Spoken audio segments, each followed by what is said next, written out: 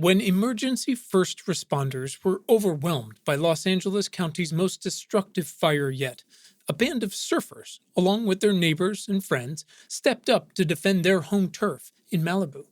Their devotion to home drove them to show up for their community during the fire and for years afterward. And now, a model they call the Community Brigade program could change everything, leading to more lives and more homes saved during the increasing wildfires across not just California, but the world.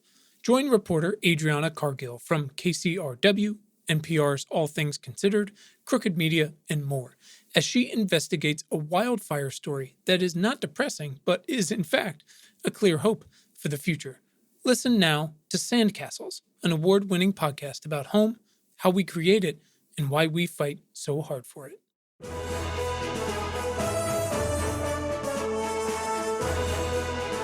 There's this cheat code to good copywriting. The idea is to use the word you more often. Make it less about the story or the product and more about the audience, more directly about you, to connect to you. 1,000 songs in your pocket, how you can get ahead, how you can get smarter. But on the other hand, using me or I can be confusing or even go further. If used intentionally, of course. Done right, it can make your work or product more relatable. And yes, relatable gets tossed around, but when done in a considerate way, it's about meeting people where they are, right? Whether that's a story or a news article, an app, a service, a vaccine clinic, about urban heat, or video games. In a world where trust in institutions and in news is falling every day, and the role of influencers is growing, and the creator economy, as we call it, is growing and becoming more of an option for more people, of course, however limited by privileges like mine. Whatever the case, finding the connective tissue between you and your audience is key to connecting, right? To establish a rapport, which can, if nourished thoughtfully, can lead to trust, which can lead to a genuine connection. And for the creator or writer or artist or whatever to go further, to push deeper, to find meaning and bearing in places we as consumers or readers or listeners might not otherwise look for or expect, like in local news or video game reviews or recipes. And I think that matters a lot. We're not only losing trust, but feeling that loss. With so much coming at us all the time, every day, we notice and feel a lack of connection. We feel adrift often and unmoored. I'm sure you feel it too. And so for me at least, I am moved by people whose work and art I can connect with, whether I'm seeking it out or not. And as you guys know, I try really hard to bring on guests, most often with very different lived experiences than my own, to expand my own perspective, to understand what's happening to more people, to get better at what I do here, and frankly, to help more people. And often that means trying to have a common starting point, right? Something we both give a shit about, something we both enjoy, like, well, give a shit about kids' cancer. Nobody enjoys that. We enjoy dinosaurs, or in today's case, video games. And then we go from there. Because connection matters. Who we get our COVID information from, or our weather forecasts. Who we get that information from, it matters, but also helps us understand more and more where we can find comfort and why. My guest today is Swapna Krishna, and Swapna is an amazing writer and journalist covering space, science, tech, and pop culture, and where they all intersect. She writes everywhere from, Fast Company to StarWars.com, from StarTrek.com to Business Insider, the LA Times, Bitch Magazine, Bustle, Mental Floss, and more. Swapna has appeared on a million excellent podcasts you've heard. She's been at Comic-Con, and she's the co-host of her own podcast, the Desi Geek Girls Show, and the new host of PBS's show, Far Out. And Swapna often writes some of the most empathetic tech and pop culture commentary on the web. If we're still calling it that, I am, because I'm ancient.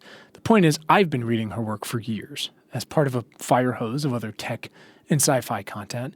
And Swapna has this unique ability to say, hey, this is what this big thing means to me. And it makes you feel like, oh yeah, me too. Or wait, I didn't think about it like that. And again, I think that skill and effort matters a lot today. So Swapna and I have very different backgrounds and lives, but I trust her and her writing. And I'm thoroughly enjoying her new show and her efforts to try and meet people where they are on science issues and pop culture fandoms, big and small. So this conversation goes to some unexpected places, like many of mine recently, and I'm really enjoying that. So many of you have written in to express the same, so I hope you enjoy this one as well. And as always, please let me know. You can always reach me at questions@importantnotimportant.com or on Twitter @QuinnEmmett.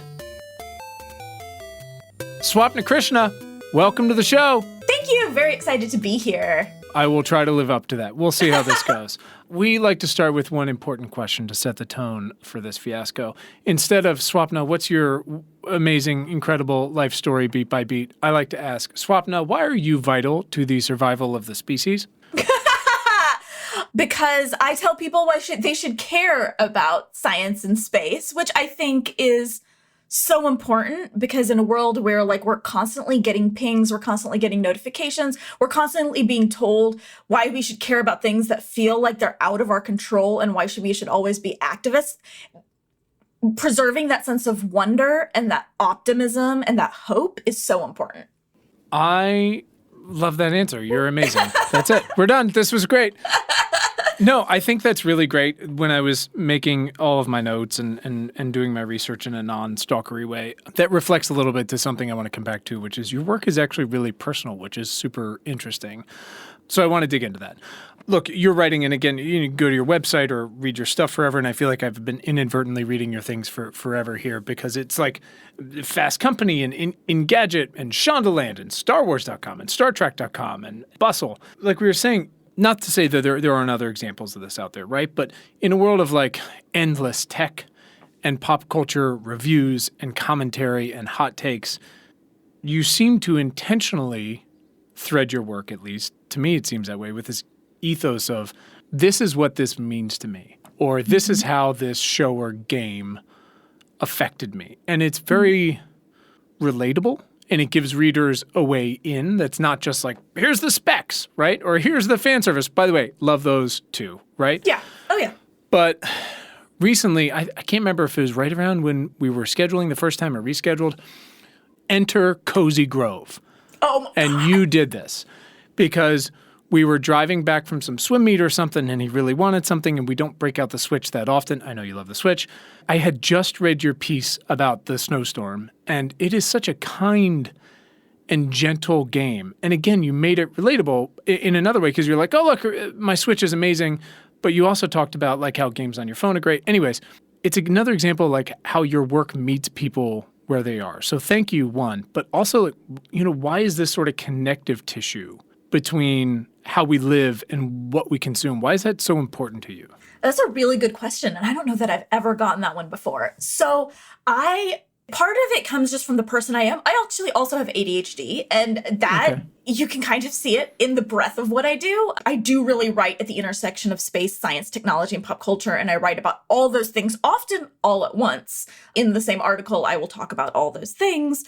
But I think a lot of it is just to really be able to focus on something, I need to care about it. Mm-hmm. That's what I have realized. I am not good at just doing things because they pay well or doing things because that's what I'm supposed to be doing. It's a big part of why I'm a freelancer, and it's a big part of what I choose to write about. I like to bring the personal into what I work about. That doesn't mean my work is always personal. I definitely do reported work and, sure, work where I am not involved in the narrative at all. But there's always a thread of I am reporting on this because I want to, or because it is important to me, or it is personal to me. And so a lot of my more personal stuff, like the gaming column I do at Wired, is very personal, because I found that when I became a parent, I have a 3.5-year-old, one of my real respites and one of my real places of solace, and one of the few things I do to relax, is I play video games.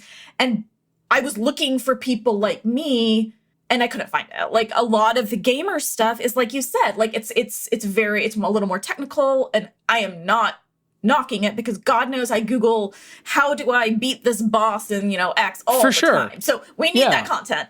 Sometimes when I'm looking for something like this and I'm looking for writing on the internet, I just want to give myself permission to do things.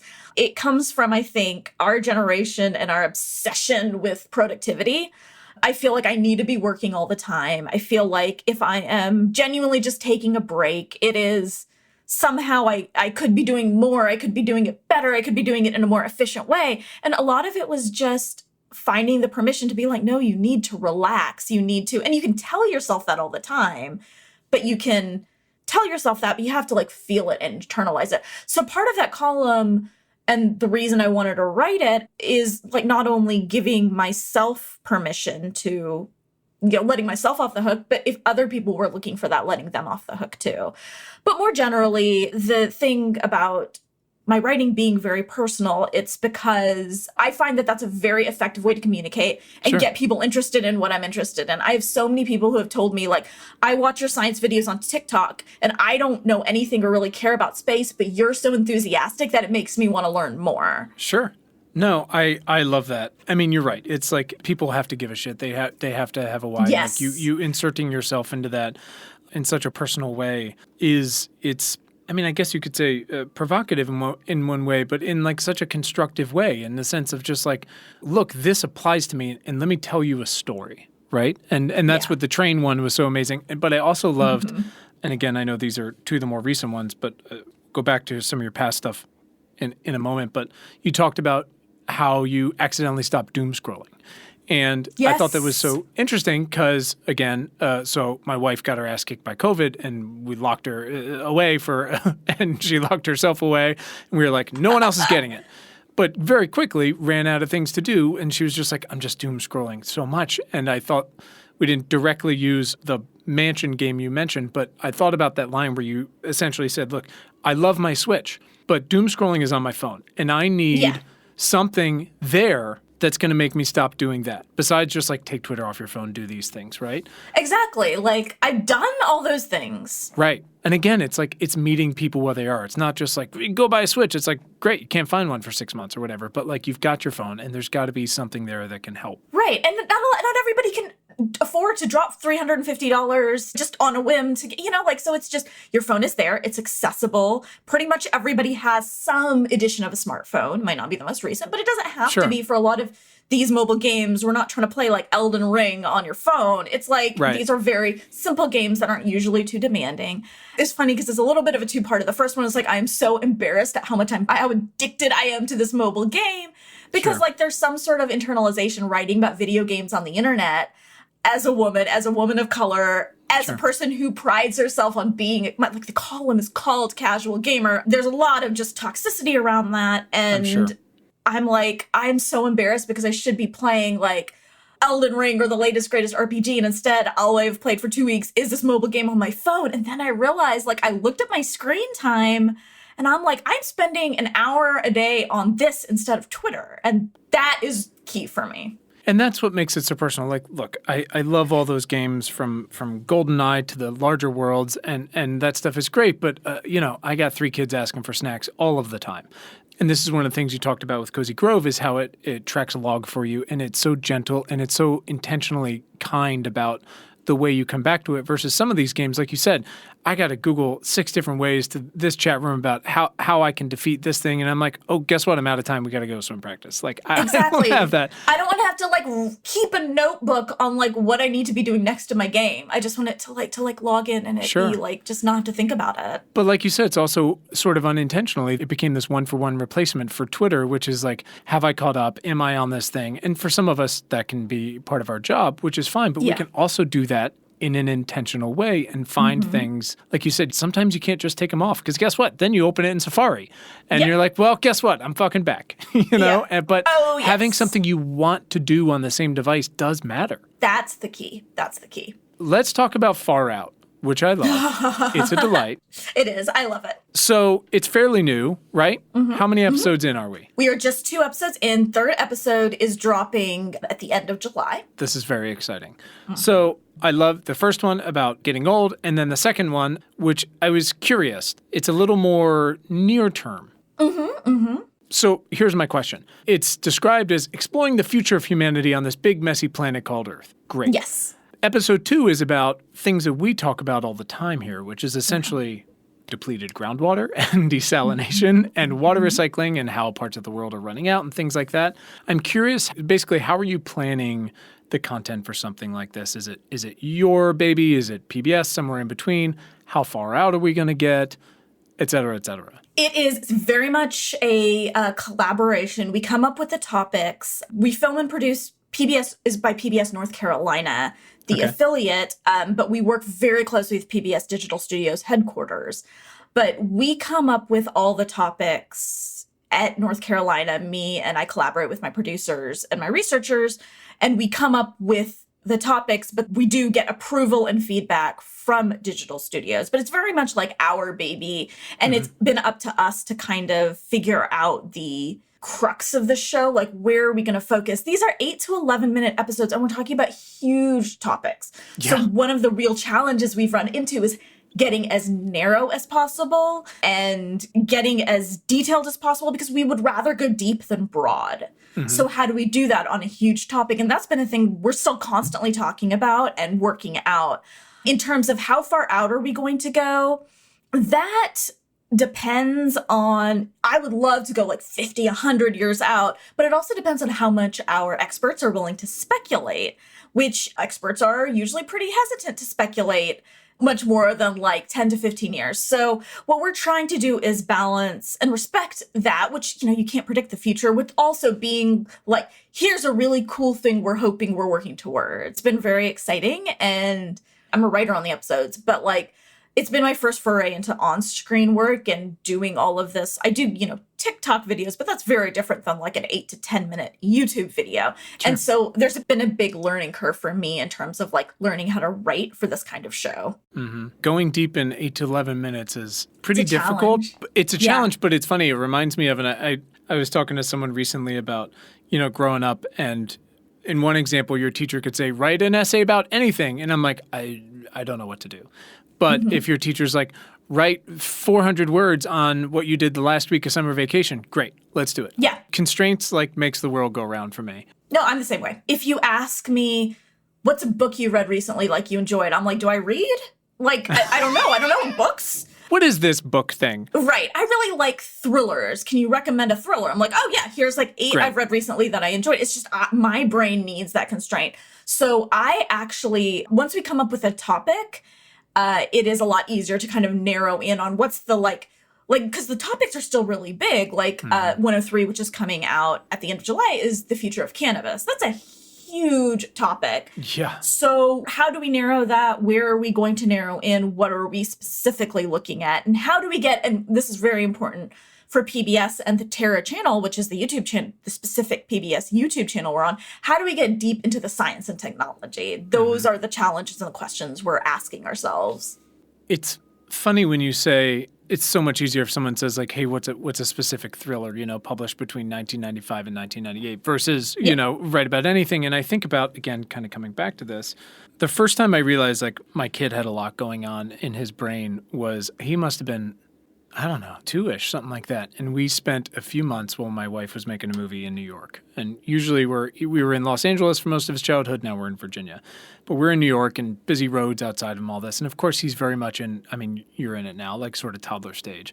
And he was having a hard time falling asleep. And I said, what are you thinking about, buddy? And he took the deepest breath and he named basically every construction truck that's ever been in existence and every automobile that had gone by the door that day. And I was like, oh shit, there's a lot going on in there. At any given time. So, and I've thought recently about, when he gets projects at school or when he's working on things or when I ask him what's going on or what do you want to write about or what's this homework supposed to be about? And you can see him just being like, it could be anything and everything at the same time, and how important it is for me to help try to provide those constraints for him. Yeah, absolutely. Yeah, no, I'm seeing the same thing, like similar in my toddler, like he's just like, it's getting harder and harder for him to fall asleep. And I can just tell he's thinking, like running through the day. And he'll like randomly like talk about, he's very like only child. And also I am like this as well. So I get it. Very particular about his stuff. So like his thing is he constantly thinks about other kids coming over, like kids from school and stuff, and like touching his stuff. And I'm like, kid, like nobody's going to come over and touch your stuff unless you want them to.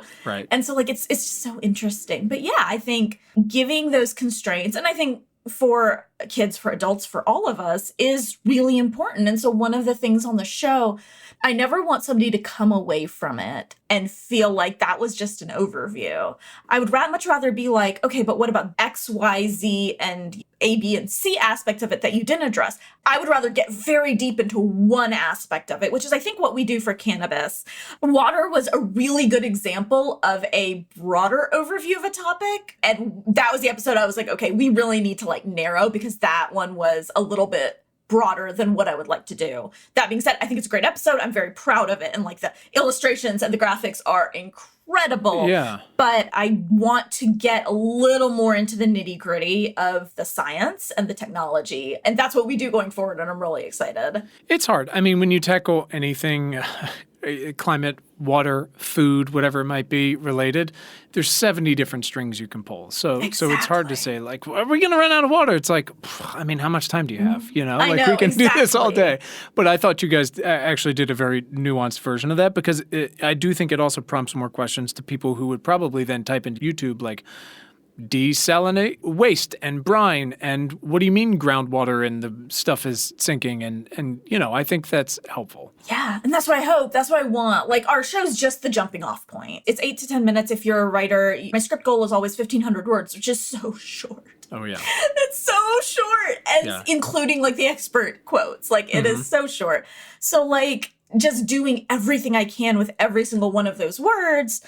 But also, there's a tone thing here, because we're talking about so much, you know, future of water, future of aging. These are serious topics. And I don't want to ever depress people, even if the reality is scary. Like, the reality of our water situation is very scary. I never want to moralize. Like, I don't want to tell people what to think. I don't want to moralize, but I also want to leave people with some grain of people are working on this. People are thinking about this. There are good people doing good work. And like, so that's another hard needle to thread with a lot of these topics, especially when as we get more, we're going to talk more about climate. We're going to talk more about all of that. And it's hard. It's a hard needle to thread. The not moralizing part is definitely hard to do. I've certainly had to pick some lanes, and also acknowledge I'm coming from this incredibly privileged place to be able to do it. But you really do have to almost like write out your contract with yourself about like, hey, this is how we're going to do things, because kind of fumbling around is a little difficult, but it does take time. What kind of itch does it scratch for you to be on camera doing this versus all your journalism? I mean, TikTok, you're obviously on camera too, but this is like so much more structured, and almost it's so weird to say YouTube is old school, but you know what I mean? Like versus TikTok and everything versus your incredible podcast, which I also love, and we're going to talk about that. It's very new. First of all, it's a whole new audience for me. Video generally. So I actually got on TikTok when I got this job offer. And because I was like, I need to get comfortable with myself on video fast. Sure. Because I wasn't at that point, and the way I got comfortable with listening to myself was doing my own podcast and editing my own voice. So the reason I got on TikTok was I need to be comfortable with my face and like me talking. I think it's reaching a whole new audience. I think that is really important. And I think in some ways, like it's just a lot more visible. I am the host. You're seeing my face. It's much more personal than reading somebody's words, even if the content isn't more personal. Like, I get much more personal, for example, in my, Wired column than I do on Far Out. Although there are definitely parts of Far Out where I do get personal. You'll see it in the cannabis episode. But it is much more personal and on screen because you are seeing my face and hearing my voice. And that is really cool because I feel like I'm connecting with people in a way I haven't before. But it's also really scary in a lot of ways, very intimidating to be the face of something like this. It's something you get used to, and in some ways you don't ever get used to. People like slinging around your thumbnail in Slack, like your face in Slack. And like, they're just talking about like the illustrations around your face, but you're like, oh my God, that's just my face. It's just become a part of the production. Yeah. And it's a very weird, a little bit out of body experience. Sure. To be like, oh, I'm just a part of this production in a lot of ways. I'm integral to it, of course, but like when it comes to post-production, I'm just a part of the production. Yeah, sure. That's been really interesting. And like, it's scary, but it's really cool. All I ever want to do with any of my work is reach people where they are. And this is a new way to do that. Are you comfortable yet seeing your face everywhere all of the time? on these things? Seeing my face, no. No. I don't know that I will ever get there, but doing the work, yeah. Like, I'm comfortable on the green screen. I'm comfortable filming, like, in the studio. And that's partially because, like, my team and producers are so good. I was so intimidated to use a teleprompter for the first time. I was like, I'm gonna mess this up. I'm absolutely gonna mess this up. But no, it actually went really well. I don't know that I will ever get used to that part of it, just seeing my face everywhere. It's funny, we've just spent 15 years in LA, and my wife is a very hardworking and successful screenwriter and producer, and so we've got a number of friends who make their lives on screen in a variety of ways, and it's incredible. I would say the majority of them, if you ask them if they watch their own movies, they're like, absolutely not. Like, literally never. I will never do that. There's a variety of reasons. I mean, listening to myself just on audio, I'm like, that guy should never be allowed to do anything ever again. Yeah, and it's weird because I have a very different relationship to my TikToks than the show. I have trouble watching the show. The TikToks I'm actually fine with. I don't have a problem watching them, and maybe it's just because I'm used to it, but like the show maybe it's because I'm not in control of it, and I know... I don't know. I have trouble with the show. But the thing is, it's so good. I have watched both the episodes and just like from behind a pillow because I love the art style and like the really colorful. Cool. Yeah. I think that is important because I think science and technology can be so, not drab, because I don't want to put it that way, because it's cool, but the color palette is often not, you don't associate with bright colors. One thing I want to do is, if you love bright sparkly things and you love like bright pink and you want to wear glitter nail polish, hey, I'm wearing, bright orange and pink nail polish right now. And that is absolutely valid. And you can bring those things to science. Like, that doesn't mean you're not serious. I'm so excited with the color palette. And that's why I try to wear like bright clothes on camera and stuff like that. I want to send that message that you can be a serious science person and still like love bright colors or love glitter or love like poofy skirts or whatever people love. I think it's great. And again, it's meeting an even greater variety and volume of people where they are that for a very long time, no one has made that effort. So I think it's awesome. It reminds me, one of our earliest guests and one of my children's favorite humans is Emily Calandrelli, who's been doing stuff forever. Oh my God, Emily's one of my close friends. Oh, that's awesome. I want to just say, she has a little empire now. Oh, yeah. And she could be so standoffish, but instead she has been the most like helpful, kind person in helping me adjust to all of this. Like, even, I just want to shout her out because we've been close friends for a long time, but like, I have been so out of my depth in a lot of this on-camera stuff, and she has been the best human. I mean, she's always been amazing. Her Netflix show that my children have probably watched 40 times. That, again, bright colors. She shot it pregnant. It's incredible. And, like, again, talk about, I mean, I can't even imagine, like, not feeling comfortable on screen at times. But, like, yes, it's quote-unquote for kids, but, again, it's not this sort of staid, stoic version of it. It's just like, let's celebrate this with all the pomp and fireworks, and glitter and slime and all that stuff. So I love it. Can we talk about Desi Geek Girls?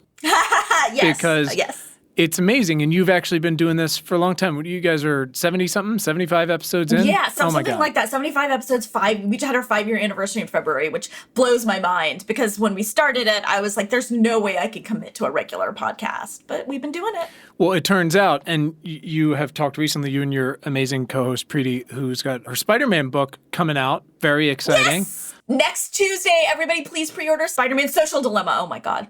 Yeah, my kids are all over it. It's going to be great. Yes! But it's amazing because you're like, I don't know how I could commit to so many episodes of this. And it turns out in one of your recent episodes, you were talking about literally the amount of content out there. It's impossible. Yeah, no. And it's funny because I thought recently, I was telling a friend, they were asking me what I thought of Obi-Wan or something. And I said, I think 15-year-old me would be very much not pleased with 39-year-old me who's like, there's too much. It's too much Marvel. It's too much Trek or Tolkien or whatever it might be. We'd just be like, what's your problem, man? But it is. It's relentless. It is. No, like, people have been asking us, like, when are you going to do Miss Marvel? Because I think we covered the first episode and we haven't done anything. And the dirty secret is I haven't watched past episode 2. When would you? I just don't have time. Like, I travel to film because of, like, the relentless YouTube schedule. And we're playing a little bit of catch up. I'm writing, like, 5 scripts and filming 5 scripts in 2 months. Like, I don't have time. And so, like, that's what we were just talking. And one of the things I love about doing a podcast with my best friend that is not like a job is when one of us gets behind or one of us gets overwhelmed, we're just like, we're not we're not filming until it's fun. Like, we only film when it's fun. You have to have that outlet. That is key. And that's why we both stuck with it. Because the second one of us is stressed out, or she's had like a million book deadlines because she's a superstar. And I'm just like, no, it's not a conversation. Like, let's just wait until we both are excited about it, or we both like, you know, want to talk about these things to get away from the world for a while. And then we'll record. It's interesting because, you know, some of the most popular podcasts from the past 5-6 years are these very friendship-based ones, right? It could be two non-celebrity type friends. I think there was one, I remember the New York Times wrote an article a few years ago. It was just two sort of like 35-year-old women who call each other and talk about things that apply to 35-year-old women. And the hordes of people listen to it because that's incredibly relatable. And it's easy. It's a friendship you feel like you're part of. You can turn off anytime you want. There are no strings attached. And it seems to bring the host so much joy. And it's interesting because you pointed out it's much easier and it's much more manageable in the long term if you're like, look, we're not doing it unless it brings joy. And it's hard because when these shows get really popular, it turns into a business and an obligation and a whole thing, right? And that can suck the joy out of these things. I have to say, like, you and your amazing co-host make these pop culture conversations so personal. So I want to talk about Girardi and Picard. Because there's a show I haven't looked forward to for a very long time, like Picard. And season 2 was interesting. There's a lot going on there. It was a lot, yeah. And you made this point that I couldn't get away from when I was on my Stairmaster watching Picard, which is how that show dealt with childhood and mental illness and how maybe it's not so great to lock people in what seems to be a room or a cave from the 18th century, but also the 23rd century. And you said, and I'm going to paraphrase this a little bit. Again, I thought about this because of everything that's going on right now, which is what matters for the story is how this little boy interpreted and processed this information for his entire life, right? Yeah. And in a world where pop culture, whether it's Solo or Picard, we're always going like, why are they this way? And how did they get this way? And they took this on in a really interesting, some people loved it, some people did not so much like it way. But I'm constantly thinking about how to inform and educate and involve my very privileged kids in this incredible world they're inheriting, but a world that's increasingly relatively perilous in a lot of ways at school or in the heat, whatever it might be, but also a world where they're obligated to help people and solve problems and take care of themselves.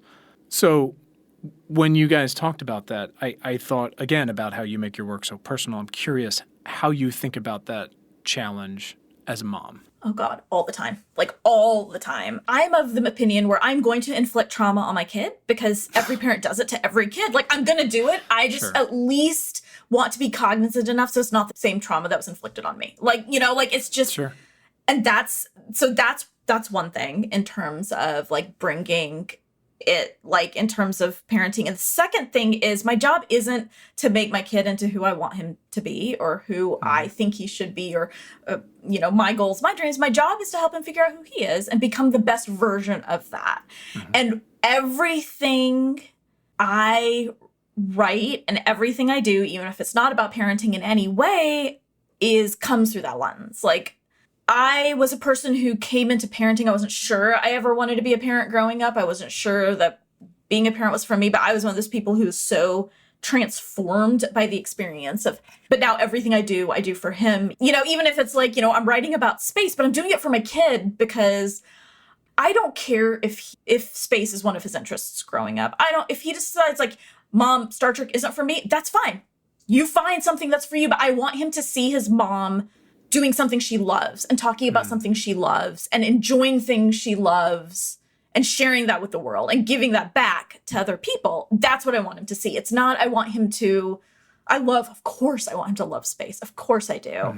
But if he doesn't, that's his choice and that's the person he is. And that's absolutely fine.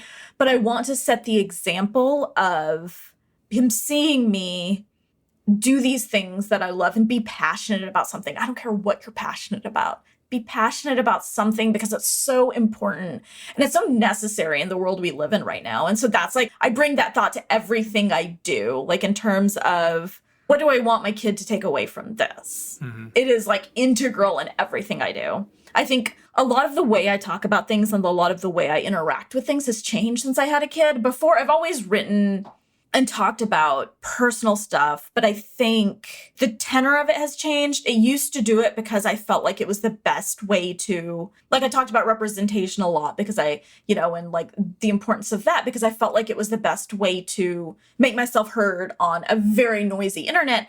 And now I do it, I still talk about similar things, but I do it in a different way because now I do it because I want to have these conversations so my kid sees me engaging in these things and having these conversations because they're important to have. Sure. I get it. As a writer, anytime you're giving backstory, right, whether it's one of your articles or it's a movie or a TV show or some beloved character from when we were growing up and now they're like, this is why he had to leave his family's winery all the time, right?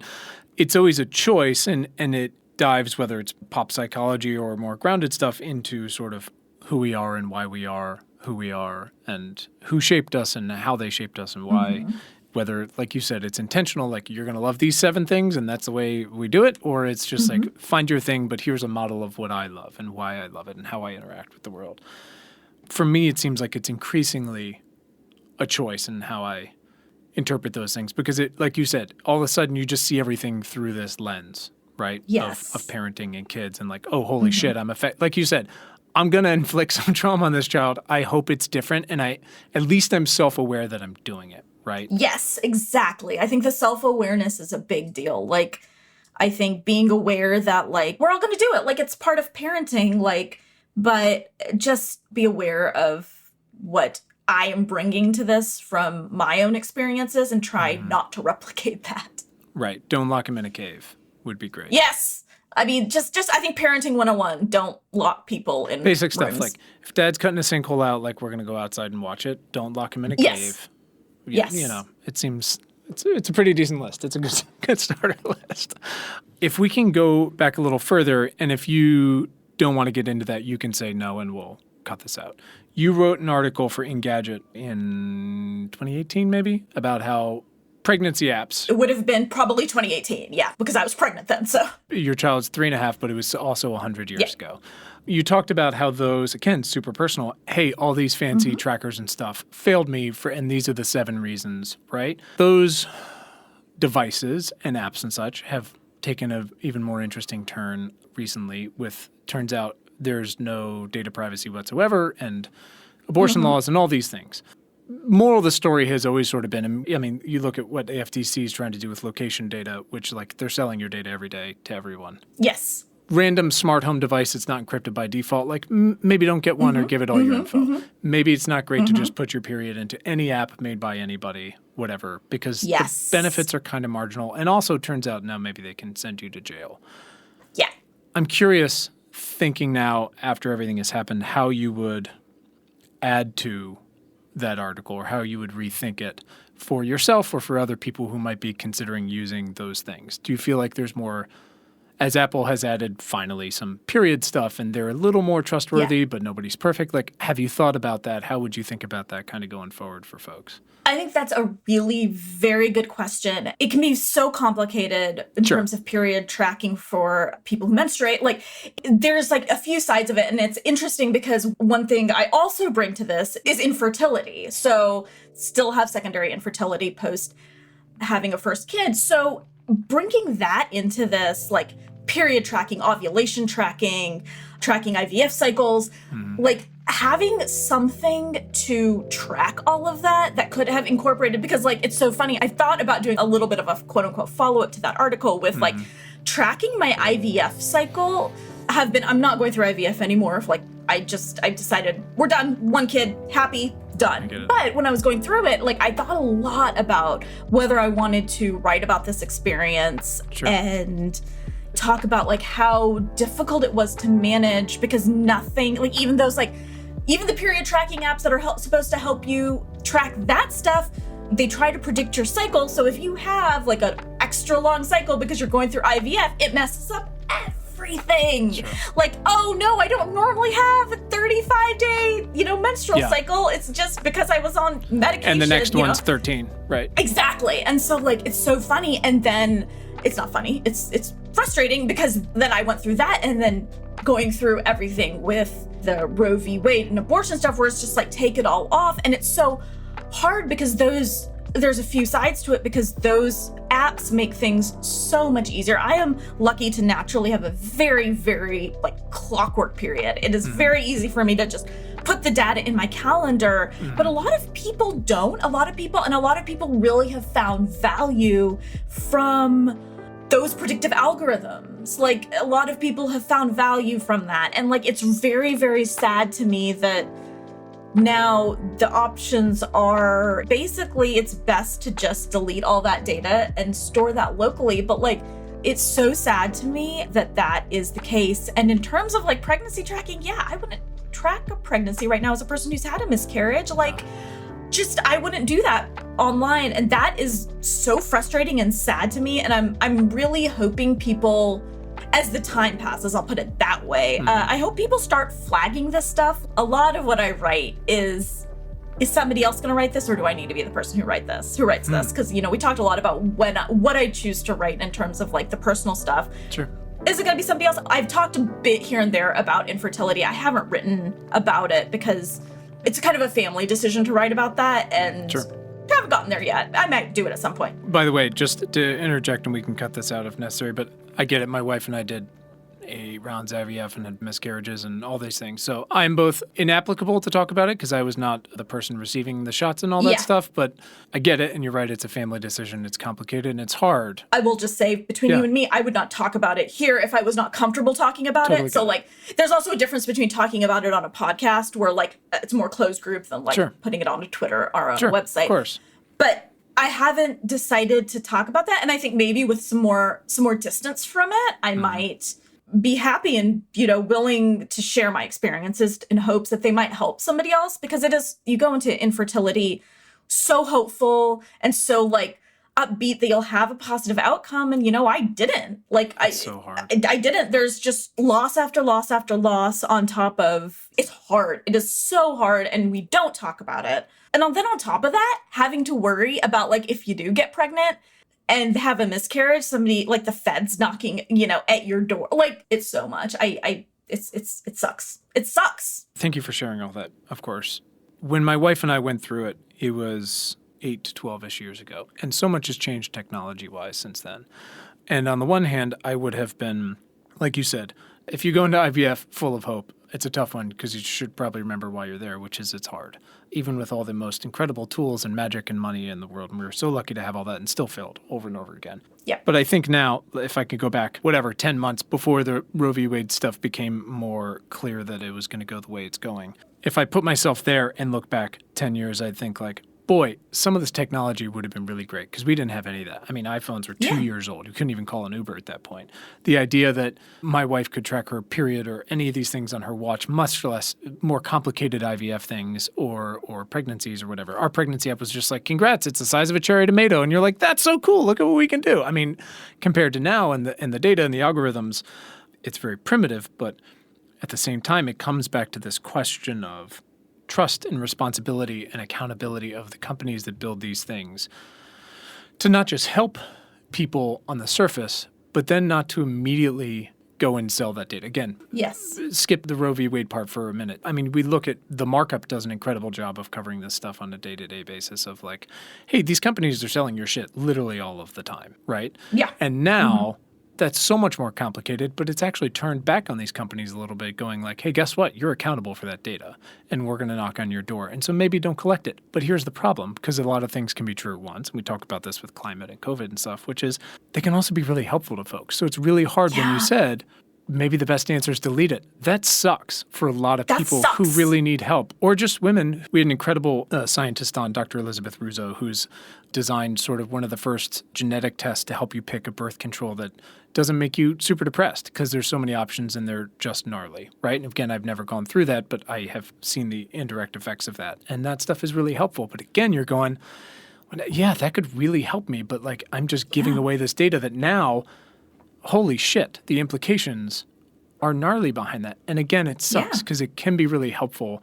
And someone wrote an article that was, I think, it was pretty brief, and not to say anything about the article and author that didn't go very deep, but it was essentially like, again, no one's perfect, especially corporations, but like Apple, you have an opportunity here to like really triple down on your privacy bullshit and take not only make all your tracking better, but to make it completely encrypted and locked down and say, like, we believe that this is an important thing to do and a service to provide and that we're $2 trillion and we can do it, but that also we want to do it as safely as we can. Again, it's hard because so many things can be true at once. No, it's true. And like, it's really easy to say delete it, but would you delete your Gmail? I mean, it's the same principle. Like, how do we think, we're the product when we all use Google, for, quote unquote, free Google products. Right. We are the product. It's very easy to say, especially if you aren't reliant on these apps, if you haven't gone through the heartache of infertility or you don't have like PCOS or some of these other things. Or just shitty and predictable periods. Right. It's really easy to say, just delete the app when this thing has made your life markedly better and easier. And now, like, because of what's going on in the world, it sucks. It sucks, frankly. I try to, and again, it's very easy from my position, both biologically and in general from behind a microphone, to say, okay, companies, like, you've amassed enormous power, more than most governments. Like, I hope you're taking this as an opportunity, like with climate or COVID or whatever, to just do the right thing and say, we're just going to do the right thing and we're going to figure it out. I hope that they're doing that because with huge problems comes enormous opportunities to rewrite something that is better and safer and helps more folks. So I hope, and I hope that's do too. On the people internal at those companies. You don't have to be the CEO, CFO who's counting the numbers, whatever, to just strike change and say, like, we need to do this. Someone eventually got to Apple and said, like, well, you have to build period stuff into Apple Health. Like, this is fucking ridiculous. So whoever those people are that accomplish that, let's take that further. I don't want to keep you forever here. Swapna, as kind of mentioned to you offline, per our purposes, saving the world, rebuilding a better world isn't just about being some scientist or CEO or policymaker. It's art and journalism and data and ethics about all those. And there's millions of young and old and in between people who want to do what you do, right? Who want to carve a place for themselves, however difficult that can be, and offer their perspectives and their lived experiences to help us imagine something that is better, whether it's solar punk or whatever. What sort of practical, specific lessons, tips, resources, whatever you have for people who are looking to model at least the beginning of their careers or art on something like your own? Yeah, I think the biggest thing I would recommend is write. Like I got my start writing on a blog, writing on a personal blog on Blogger, and people resonate with honest, authentic writing. It's easy to do, and I think putting your writing out there, even if you don't think anybody's going to read it, I think that's one step that's very important. One thing I highly, highly actually recommend for people who are active on social media, which if you aren't active on social media, that's something you probably should do if you are interested in building a platform. NASA runs these incredible programs, and they just started them back up in person post the lockdown. It's called NASA Social. And this is actually how I got my started in really deciding I wanted to cover science. They invite social media users, and you don't have to have a huge platform. It's very much, you just have to be authentic and be excited about this stuff. They invite people with, you can have 100,000 followers. You can have, I know there were people there with like 60. It's fine. They look at your authenticity and how excited you are, and they'll invite you to like behind the scenes things of rocket launches. And that's cool. Yeah, it's super cool. I saw 2 launches from a NASA social. The second to last launch of the space shuttle, Atlantis. And Orion EFT-1, which was the test for Orion 2014. I will be honest, it was better experience than covering a rocket launch as a journalist. Sure. Like more access, really cool speakers. They have like astronauts come and talk to you, people who works on the missions. Oh, man. You get to like tour the NASA's vehicle assembly building. It's incredible. It is the best experience. It's one of those things that is like a life-changing moment. Like that is when I decided like, oh, and it gives you like, sounds like odd to just be like live for this thing, but I feel like that's what gave me credibility. Like live tweeting NASA, like the NASA stuff was what made me realize like, oh, maybe I have a knack for this. Yeah. And maybe I'm really good at this like short form communication. That's like a very like narrow practical thing you can do if you are interested in space specifically. But larger than that, I really do think that writing authentically is a very good entry point into, being able to talk about this stuff. The JWST pictures that came out that are amazing, like write a response to that. You Sure. can write a response to that, write about what's happening. All these materials that we work with are public, like they're from NASA's office. So like write a response to that and see if it resonates with people. Share it with your family, share it with your friends, see if it resonates. And like having this track record, even if it's just your personal stuff, is really helpful because, I was able to transition into writing about space and science and technology because I started a free newsletter and I showed that I had the ability to write about this stuff. Somebody just posted an open call for pitches on Twitter and I was like, all right, I'm just going to send this and be like, look, I have this track record. I can write for you. Like, Sure. look at, I've done this for free. Pay me to write for you. And that's how all this started. And the other thing about writing is it just, even if you don't share it, but you should, it clarifies your own thoughts on some of these things in ways you might truly not have anticipated, or maybe you hopefully did because you're just sitting here going like, what do I think about these incredibly complicated things? Like you said, can't often be summed up in 8 to 11 minute videos, even with the best of intentions. Like work it out, and there's always going to be people who want to engage on these things. And I understand it's scary. There's definitely some shitty folks out there, especially people of color or trans. It sucks. It sucks often, but there's also some incredible supportive folks out there who are looking for your perspective. Yeah, absolutely. I will say my little Twitter community is so positive and so supportive. Like people, awesome. I very rarely get hate these days. And I genuinely think it's because I come to things from an authentic place and I'm not cynical. And like, I just try to be like, hey, if you love what you love, that's okay. Here's what I love. Sure. That's okay too. I think talking to people in that way is I think it's very validating for a lot of people. People feel seen. Sure. I love that. That's super helpful. I wish I could go back in time and watch one of those shuttle launches. I'm so jealous. You still can. I mean, seriously, like they're still running the program. It's so cool. Like it's a specific thing. Oh yeah. From the past. For 80s kids, it yes. checks a real box. Yeah, for sure. It does. Yeah. That's awesome. All right. I got a few quote unquote quick lightning-ish questions for you. Yes. And then we'll get you out of here because you're a very busy human. First time in your life when you realized you had the power of change or the power to do something meaningful, either solo or with a little squad, whatever it might have been, 5th grade science, running for office, whatever. When were you like, oh shit, I can kind of move the needle on something. This is interesting. That is such an interesting question. Oh my God. I don't even think it was when I was like young, like sadly, like I don't think I ever felt like I had the power to change anything. I think it was like when I got into my original blog where I first started writing online was book reviews. When I think it was just like when I started reviewing books and people started reading them and then the book started doing well and people would tie a book doing well to my review of it. I think that was it. I was like, I can change something. I'm not saying I made any book a bestseller, but like people would buy a book because I reviewed it. I think a lot of my childhood, I felt powerless, and so I think a lot of what I do today reflects that. I love that. That's awesome. Book reviews. Oh man. I could spend all day on that.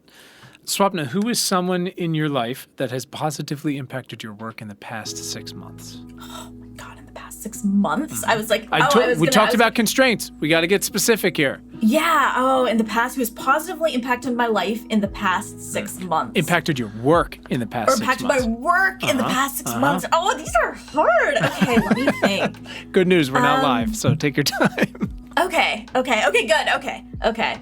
So I think somebody who has positively impacted my work in the past 6 months.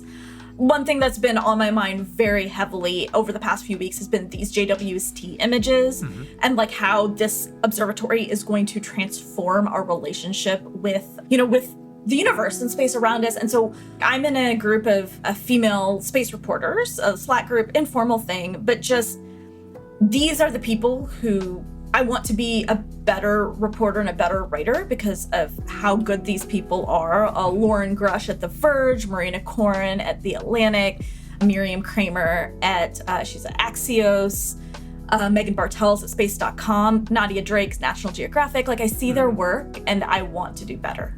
They make me want to do better because they are so good at what they do. And I love that. That's such a great answer. See, we got there. It's great. yeah, they do such good work. That's the best, isn't it? There's no both like better and worse feeling than reading something and you're just like, I should quit, but also like, how do I get there? I don't know if you followed Marina Corrin's space coverage at The Atlantic, but every single thing she writes, I am like, I don't understand how she came up with this angle. We're all writing the same story. I don't understand how she did it. I don't understand. I want my brain to work the way her brain does to see these nuggets of story and the weird, amazing, beautiful angle she comes up with. And she is just, she's so good. Speaking of the Atlantic, and this is, I mean, like picking Babe Ruth, but Ed Yong is one of those for me. Oh, God. Whether it's COVID stuff, just incredibly impactful, and he was awarded for that, or he wrote about fucking hummingbirds a few days ago, and you're just like, this is amazing. It's so good. And his new book's about animals. Incredible. Swapna, what's your self-care? It's important for all these people who want to be like you and do all these things to recognize that it's also hard and it's taxing and you're also a mom and a partner. So how do you take care of yourself? Because we all got to do a slightly better job of that. I play video games. That's what I do. There you go. Of course. Right. Yep. It's my self-care. It is genuinely, it's not just something I write about because I'm paid to write about it. Like I got the new Steam Deck, which is like the handheld computer. So I've been like taking... Oh my God, so good. As advertised? So good. I love it. Okay. Yes, I was hoping it wouldn't be, honestly, so I could just like sell it and move on. But I have like I put Mass Effect Legendary Edition on there and I just have Garrus Vicarian with me wherever I go and it feels very good. Like it's just like, I like sit in bed and play Mass Effect while my kid is like laying beside me reading or like playing Lego game on his iPad or like, it is one of those things where like, honestly, going to the basement and turning on the console has become a little bit of like, ugh, I don't want to like do that because like in 20 minutes I'm just gonna have to get up and do something else. So like it helps with that a lot. But one of the things I've been running into on the Switch is like there aren't like the game selection is good, but like a lot of the games I want to play aren't necessarily on there. Some classic, incredible stuff, but Mass Effect on the go is like that's both amazing and kind of trouble for me. Literally, I got the Steam Deck like last week, I think, and I've already gotten through the entire first game. I'm on my Mass Effect 2 now. This is how much I've been playing. Because it really is. Like, I'm like, okay, I have 30 minutes to eat, and I've been trying to eat away from my computer and not, like, just work and, like, shovel food in my mouth. I, like, go sit at the table, and I'm like, okay, I have 30 minutes. What do? I just play Mass Effect for, like, 30 minutes, and then I could just immediately turn it off and go do something else. And the battery only lasts about 2 hours, which is actually That's great. I need that. I know, exactly. Everybody's like, sorry. Oh, that battery life's terrible. I'm like, no, it's great, because, like, I, like, it's, like, 2 hours into it max. That's the dream. It's fantastic. I wish my phone's battery life was, like, 45 minutes, and then I couldn't charge it till tomorrow. That would be the dream. Mass Effect. That's so good. All right, last one. And constraints. What is a book you've read this year that has either opened your mind to a topic you hadn't considered before or has changed your thinking in some way? Book I've read this year. Okay. This year. So this is not going to be like traditionally. Doesn't matter. What you think of like as opening your mind. It's very personal. Like everything else, it's very personal for me. 100%. So Roshni Chokshi, who she writes a lot of like middle grade and YA fiction. She's amazing. An incredible writer. I love her books. She wrote a short story for the anthology I co-edited, Swordstone Table. She's incredible, but she's having her adult debut come out. I think it's next year. Okay. And she's a friend. So I was like, send me the manuscript. I want to read it. So I read it. I finished it. And it is this like super atmospheric, like gothic novel, like one of those books that's just like dripping with atmosphere. Think like a Rebecca by Daphne du Maurier, like just like dripping with Jane Eyre, like the gothic, like really close, thick atmosphere. And I was like, I want to try and write a book like this. Yeah. I've always said I'm never going to write fiction, A. And B, I had never really considered that maybe I can write something like this. But like just the way she wrote it, I'm like, I might do this and fail, but I want to try and do it. Because this is just so good that like I would regret it if I never tried. And like it's so cool. And so like, yeah, it's not exactly like traditionally like what you were asking with the question, but open my worldview to be like, maybe I don't think it'll be easy. And I don't think, like, but it's just like reading this book, just like it hit something in me to be like, I want to try and write like this. And she I is love so that. good. And I will never be able to write as well as Roshni. But like, I texted her and I was like, oh my God, this book made me want to. And she was like, oh my God. She's like, you should do it. Like, and I'm like, I'm going to try. And so, yeah. I love that. The book is the last. It's the last tale of the Flower Bride, and I think it's coming out next year. All right. Well, when it comes out, we'll It's put really it out. We have a whole bookshop list, and we'll throw it on there. It's really good. That's awesome. I love that. You should totally try your hand at fiction. I want to try. In like, all it of might your be free nothing. time. It might be terrible, but let's try to do it. It reminds me of in all the free time. I went to liberal arts college, and how many kids showed up, and they're for 10 years they're like, going to be a doctor, going to be a doctor, going to be a doctor, and then they take some random ass liberal arts class, and they're like, I don't know, maybe I'll study specifically 1640 to 1670 religious history, and you're like, what? Exactly. But you just never know until you know. You never know. I love that. Swapna, thank you for all of your time and for all of the incredible work you do across your many platforms and putting yourself out there. We all benefit from it, and I'm thankful for you in it and for chatting with me today. Of course. I had a lovely time. This was wonderful. Thank you for having me. Always. Where can our listeners follow you on the internet? What's your preferred? I'm on Twitter way too often, probably at skrishna. It's Twitter and Instagram at skrishna, and TikTok at swapna_Krishna. Awesome. And Far Out is on PBS Terra's YouTube channel. Okay. And number 3 on cannabis comes out when? July, I believe the next. Oh, let's see. I should know this off the top of my head. The 3rd episode comes out July 28th. All right. Rock and roll. Well, I'm excited to dig into that. So thank you. And good luck with the sinkhole. Thank you so much. It's amazing. All right. Oh my God. This was lovely, by the way. I had so much fun. Oh, you're so sweet. Thank you for asking. It's a delight, truly. It's such a privilege to be able to talk to folks like yourself. Your work is fantastic. Thank you. It's I appreciate that. Thanks for listening to the show. A reminder, you can send feedback or questions about this episode or some guest recommendations to me at questions@importantnotimportant.com. Links to anything we talked about today are in your show notes, in your podcast player. If you want to rep any or your shit giver status, you can find sustainable t-shirts, hoodies, and a variety of coffee delivery vessels in our store at importantnotimportant.com/store. You can subscribe to our critically acclaimed weekly newsletter for free at newsletter.importantnotimportant.com. Our theme music was composed by Tim Blaine. The show was edited by Anthony Luciani, and the whole episode was produced by Willow Beck. We'll see you next time.